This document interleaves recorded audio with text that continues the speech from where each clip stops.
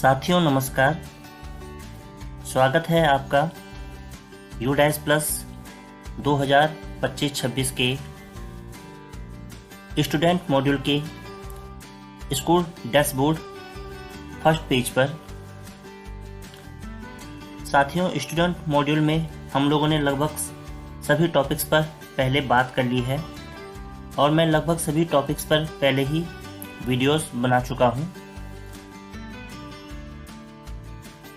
आप लोगों ने इन वीडियोस को काफ़ी सराहा, इसके लिए आप सभी का बहुत बहुत धन्यवाद। साथियों, यूडाइस में स्टूडेंट मॉड्यूल में अभी हमारे पास एक टॉपिक और रह गया है। आज इस टॉपिक पर चर्चा कर लेते हैं।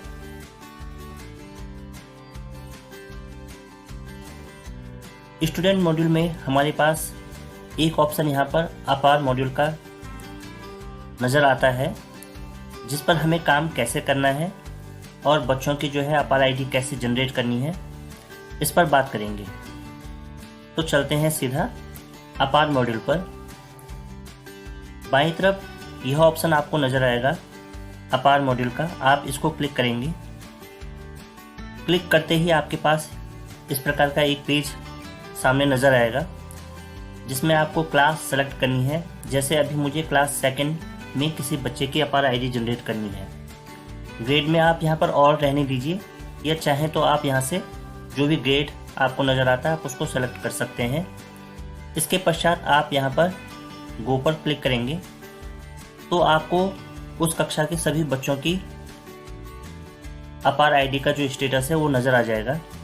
जैसे यहाँ पर 3 बच्चे हैं जो आपको नज़र आ रहे हैं कि इनकी अभी अपार आईडी जनरेट नहीं हुई है। एक बच्चे की अपार आईडी यहाँ पर जनरेट हुई है, तो माना मुझे लास्ट में यह जो बच्चा नज़र आ रहा है इसकी अपार आईडी जनरेट करनी है। तो आपको एकदम लास्ट कॉलम पे जहाँ पर जनरेट लिखा हुआ है उस पर क्लिक करना है। सबसे टॉप पर यहाँ पर बच्चे की कुछ डिटेल्स आपको नज़र आएंगी और ठीक उसके नीचे आपको एक कंसेंट फॉर्म नज़र आएगा, जो कि पेरेंट्स के द्वारा भरा जाना है और विद्यालय के द्वारा यह फॉर्म सबमिट किया जाना है, तभी बच्चे की अपार आईडी जनरेट होगी। यह कंसेंट फॉर्म विद्यालय में ही भरा जाना है और उस बच्चे के अभिभावक के द्वारा भरा जाना है, जो कि ऑनलाइन विद्यालय इसको भरेगा, लेकिन जो डिटेल्स हैं वो अभिभावक की जाएगी।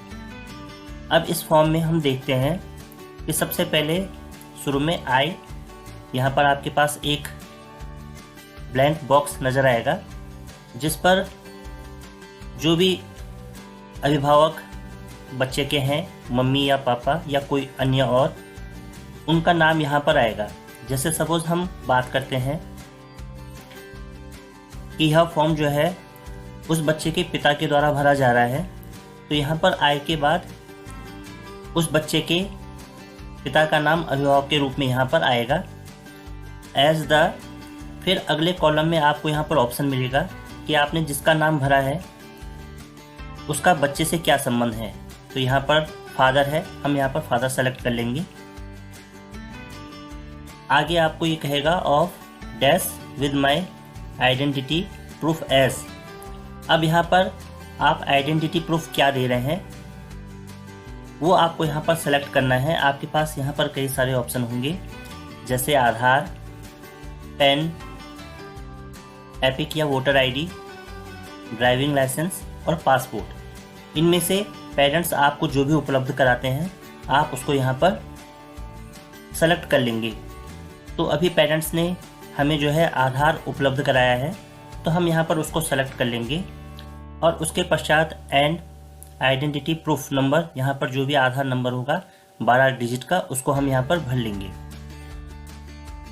भरने के बाद लास्ट में आपको प्लेस ऑफ फिजिकल कंसेंट, जहाँ पे भी फॉर्म भरा गया है उस जगह को आप यहाँ पर दर्शाएंगे और किस डेट को हुआ है वो डेट आप यहाँ पर सेलेक्ट कर लेंगे।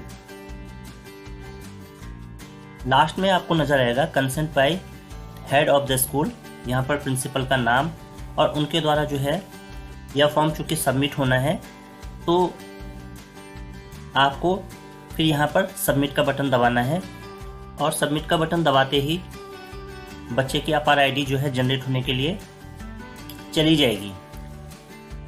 अगर सारी डिटेल्स सही होती हैं, सही मैच करती हैं, तो बच्चे की आईडी जनरेट हो जाएगी, अपार आईडी बच्चे की बन जाएगी। लेकिन किसी कारण से अगर अपार आईडी जनरेट नहीं होती है तो आपको दोबारा डिटेल्स चेक करनी है। डिटेल्स में आपको ध्यान में रखना है कि जिस अभिभावक की डिटेल्स यहाँ पे भरी गई हैं, जैसे कि मैंने फादर की भरी थी, तो उनका जो नाम आधार पे है, आपको चेक करना है कि जो बच्चे की जीपी प्रोफाइल जो हमने भरी थी शुरू में, उसमें फादर्स का जो नेम है वो सही तरह से मैच हो जाना चाहिए आधार के साथ। अगर मैच नहीं होगा तो वो तब तक यहाँ पर एरर बताता रहेगा और अपार आईडी जनरेट नहीं होगी। इसी प्रकार बच्चे के नाम पे या उसके डेट ऑफ बर्थ में या उसके जेंडर में अगर किसी भी प्रकार का कोई हल्का सा भी अगर मिस्टेक नज़र आता है तो तब तक यहाँ पर अपार आईडी जनरेट नहीं होगी। कुछ चेंजेस आप लोग कर सकते हैं, कुछ चेंजेस जो आप लोग नहीं कर सकते हैं वो आप SO3 फॉर्म के जरिए अपने ब्लॉक ऑफिस में जमा करवाकर उसे चेंज करवा सकते हैं और करेक्शन करवा सकते हैं, ताकि अपार आईडी जनरेट होने में कोई दिक्कत ना आए।